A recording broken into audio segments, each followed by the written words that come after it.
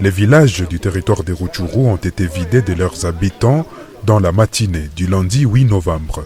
Ceci fait suite à une incursion d'hommes armés identifiés par l'armée congolaise comme des membres du groupe insurgé M23 contre les positions des FARDC. Les personnes déplacées se sont dirigées vers Rutshuru Centre à une vingtaine de kilomètres et d'autres ont traversé la frontière avec l'Ouganda qui a autorisé l'entrée.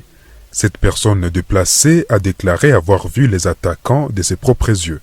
Ils parlaient une langue parlée en Ouganda, une langue d'ici, le Lingala et le Swahili.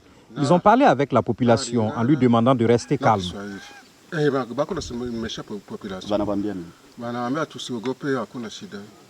Les autorités militaires locales ont rassuré la population en lui disant que la situation serait bientôt sous contrôle.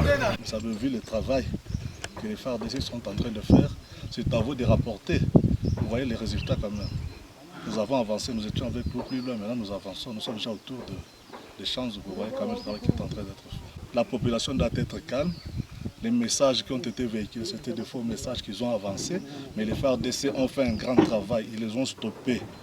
Vous êtes ici sur place et vous voyez même champs à quelques mètres d'ici, et le travail est en train d'être fait. Rappelons qu'après plusieurs heures de tergiversations sur l'origine des assaillants, l'armée a confirmé que ces positions ont bien été attaquées par le M23, mais a rassuré que des opérations sont en cours pour mettre fin à l'activisme de ces groupes armés qui a fait plusieurs incursions sur les sols congolais. Zanem Netizaïdi pour VOA Afrique.